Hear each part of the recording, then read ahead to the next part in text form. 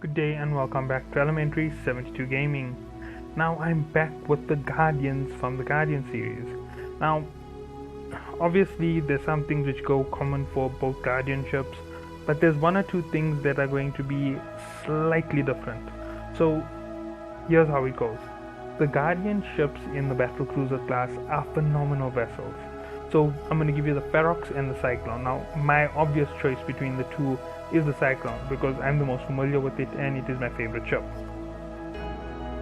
So I'm going to do the Ferox right now. Actually my favorite ship is a Caracal, unusual as it is, but my favorite battlecruiser is the Cyclone. I'm going to go through these two and then I will give you all the comparisons for the Shield Guardians. So let's go through its basic roles. So it has one drone, 4 weapon slots, 3 mid, 6 low. Now with this particular setup it is the standard 3x3 in engineering. So let's go through its role bonus. Plus 25% medium railgun optimal range, plus 25% medium railgun accuracy fall off. So it has a nice accuracy fall off, it has a nice railgun range. Advanced battlecruiser defense upgrade plus 5% to shields. That means it has a bonus of 25% shield to the 60% resistance buff, which makes this here unbelievably more powerful than the regular ships. Okay, advanced battlecruiser command bonus, sorry about that, 5% medium railgun and plus 10% medium optimal range. So one is damage, one is range. That's 25% more damage and 50% more range. So this here has a double range bonus. So it's going to get more range with the more research that you have. So the one thing about Guardians are they aren't really all about the combat, but these Guardians have that super tankiness and they have a nice hit to them. They may not hit for 3,000 or 4,000 a hit, but they're going to hit for a nice 1,400 or 1,600. Maybe a little bit less, it's possible a little bit less, but they're going to have that impact. So let's have a look at the power grid. It's a 868 megawatt power grid output with a capacitor of 3,357 gigajoules. It's on the lower end of capacitors, but remember, shield fields run off plasmoids, so they aren't really affected by these stats. The only thing that you have to worry about is your low slots and your weapon obviously on this vessel. Now when it comes to Guardians, I build them up in a very particular way, and that's because when you build them up in this way, they sustain themselves a little bit more in a field. And if you have multiple players playing a similar setup, you can actually sustain an entire fleet, and it will make the ability to stay contained in combat a lot longer with the Cyclone or the Ferox Guardian. So let's go to the Cyclone Guardian. Same setup, 1 drone, 4 weapons, 3 mid and 6 low, 3x3 engineering. So there we go, Cyclone Guardian. As I said, this is my favorite ship. Now its role bonus is plus 25% missile and torpedo velocity. So it has a faster moving missile that's going to give it a slight range bonus compared to the other ships. Advanced shield operation bonus per level plus 7.5% shield boost amount. Now this is 37.5% additional shield boost when you're recovering shield, and this makes the ship phenomenally more powerful when it comes to recovering from taking a hit. Now it doesn't have an additional bonus to damage reduction, but it still is really tanky. And let's go through to the next one. Advanced battlecruiser command bonus, minus 4% medium missile activation time, plus 5% medium missile torpedo explosion velocity. Okay, so with those you have faster firing and you have a little bit faster explosions. So faster firing and faster explosions mean you can hit fast moving targets. That's perfect for this Guardian. Okay. Sorry. Okay. Overall defense, it's 38,673, 221 meters per second, 2.7 AU warp speed, and a power grid of 668 megawatts. Now, when it comes to these ships, you're going to build them with their respective weapons. So when it comes to weapons, you just have to remember the power grid on the Cyclone is smaller than the power grid on the Ferox. When it comes to the two, you're going to see that nothing is really going to take them out of balance. They're not really made for the combat in the situation where they're going to be fighting. They're more or less there to aggregate the defense. So they are there for a stronger defense. They're not there for a stronger offense. And you'll see exactly what I mean as I go through the efforts. Okay, so Cyclone and Ferox Guardian. Let me just double check one item on the Ferox.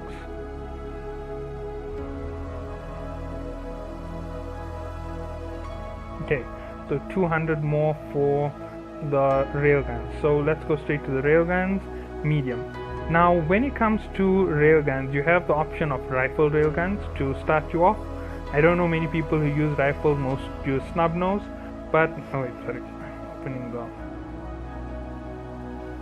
Okay, 117 megawatts, you only have 4. That's going to give you 440 plus 7 times 4, 468 megawatts gone. That will give you exactly 400 megawatts for the remaining fit of the ship. Fantastic, more than enough to fill in all the low slots I want to put on the ship. There's not even a second of doubt for me. It's one of the most peculiar things about shield ships. They always have that security, and there's far more to it because you obviously have engineering, so you have a lot more when it comes to that power grid. That's how secure the ship is. Okay, now let's move down to snub nose. If I'm right, snub nose is lighter.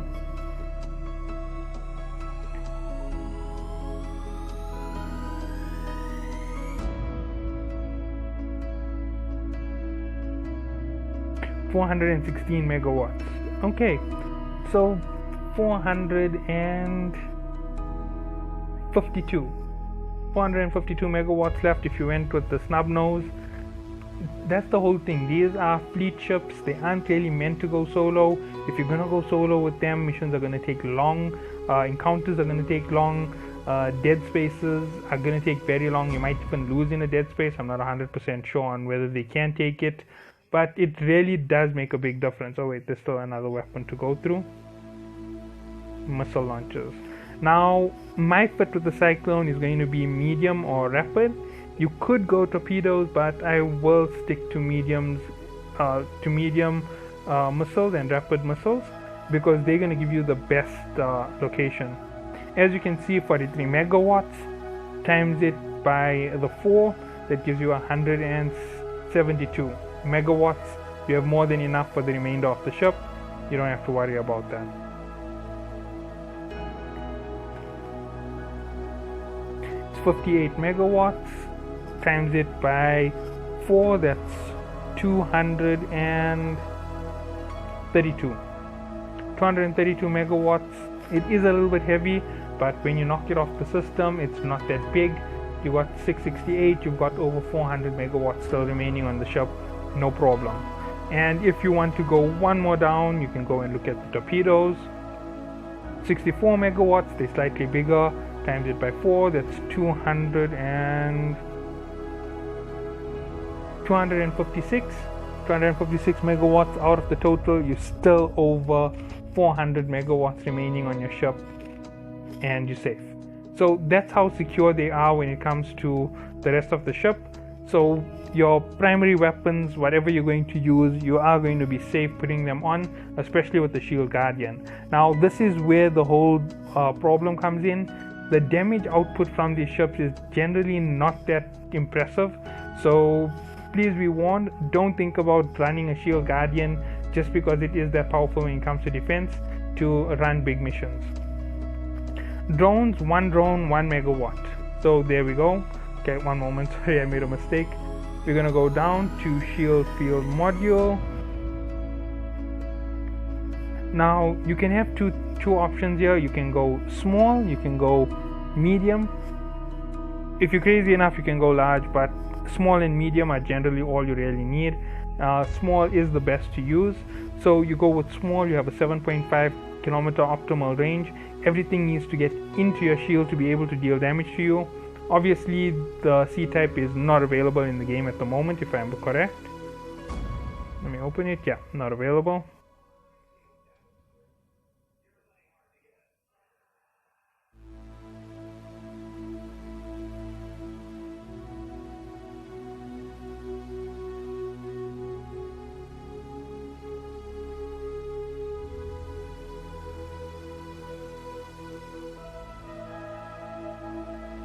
Okay, let me just double check. No, I don't see any C-types.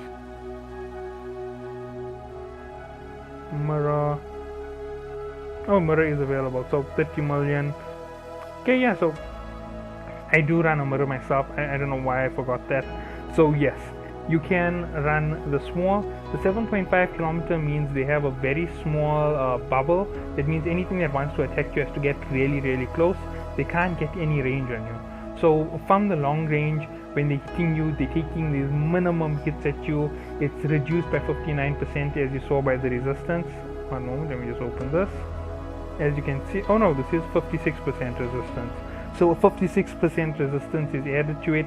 This here reduces their damage severely. It's almost halved. So if you're getting hit by a very powerful weapon, half the damage comes in, and it is also being dissipated by the remaining resistance that you may have on the ship.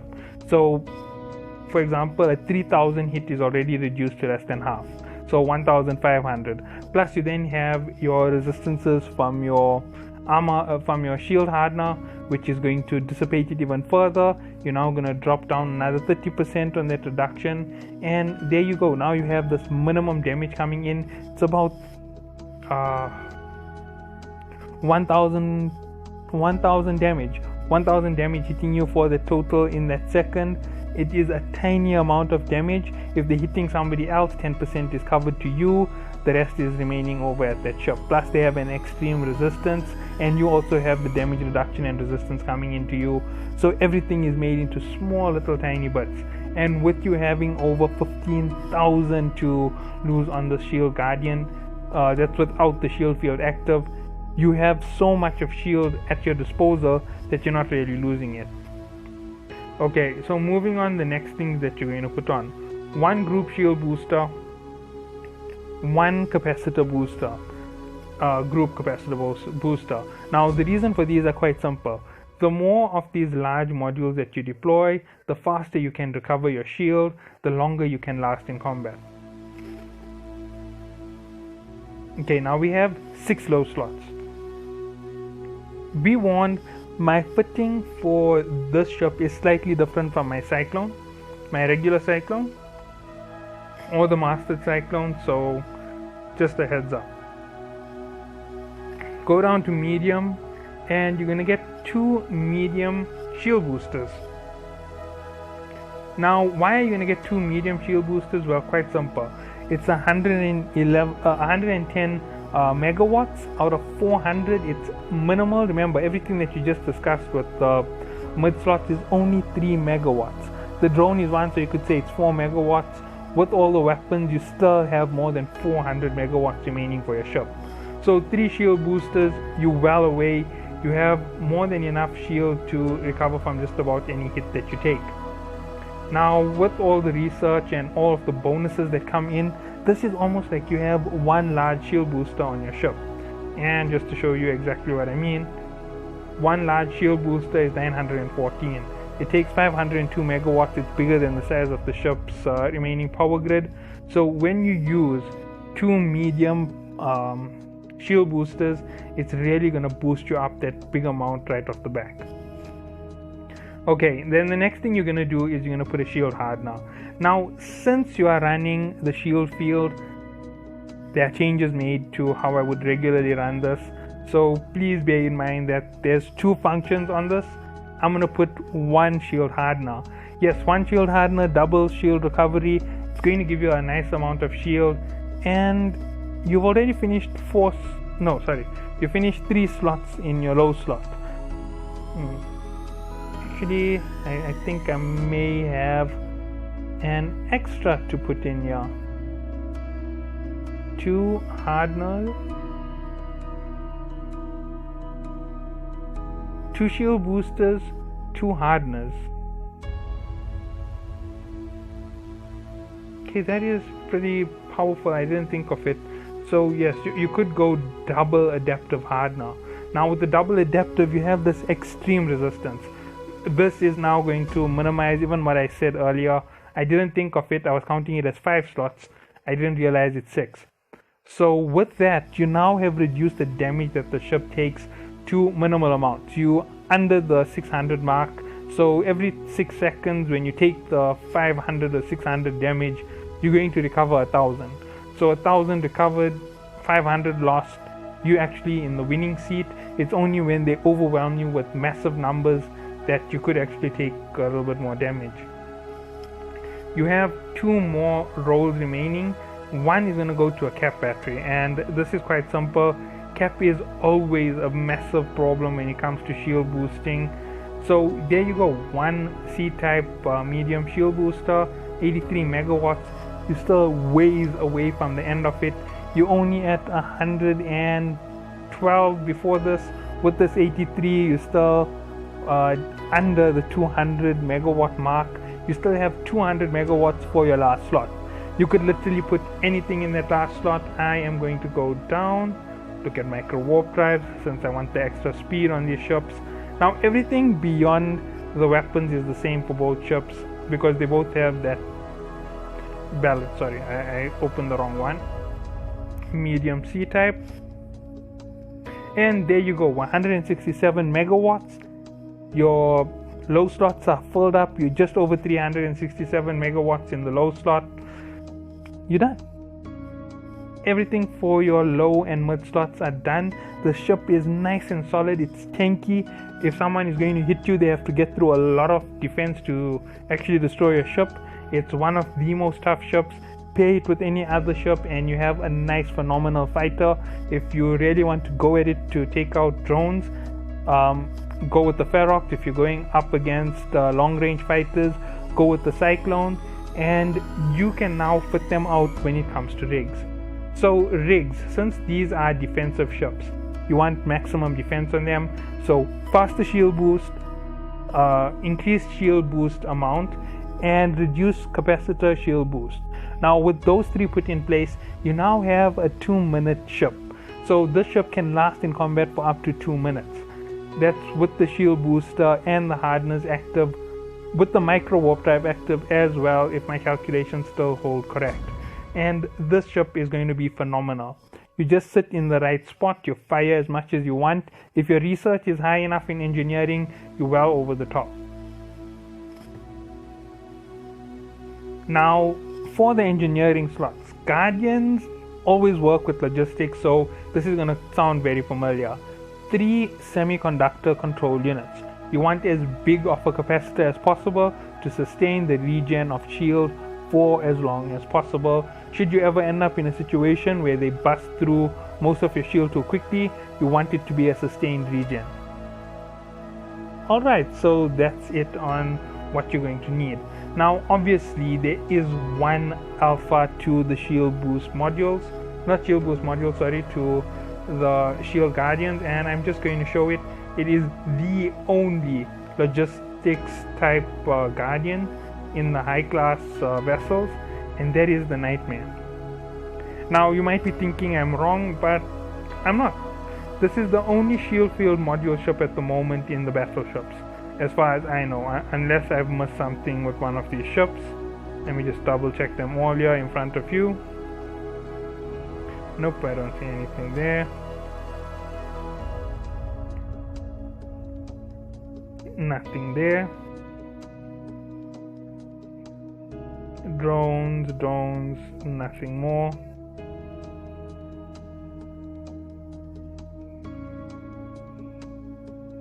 Railguns. Lasers. Yep, I doubt there's anything here. As I said, I'm just opening it to show.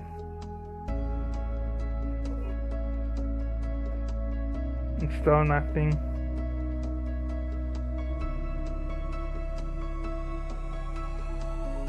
Still nothing. Armageddon.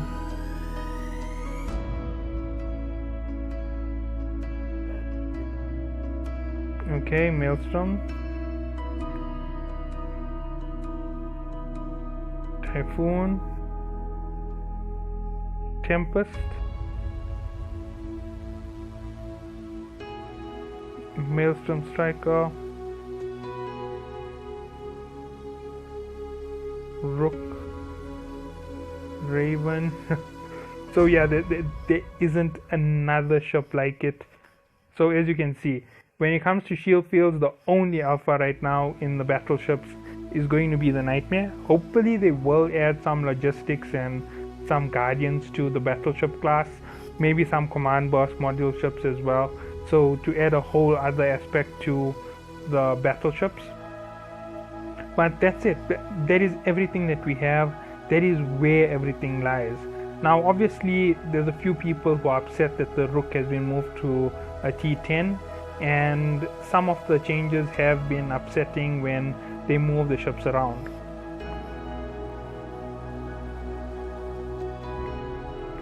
So I hope that you all do enjoy the series on the Shield Guardians.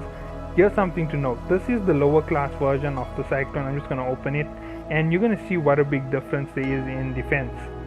24 to 38. There is 14,000 added extra. It is a massively big increase to the defense. When it comes to speed, there's more speed on the Guardian. There's more power, there's actually less power grid output, but there's more capacitor. That means that everything that I said about it being more stable is definitely going to hold true, and if you use that ship to the best of its ability, it's going to be an absolute king in the realm of PvP and PvE. So think about your fittings. You can change up your fittings a bit.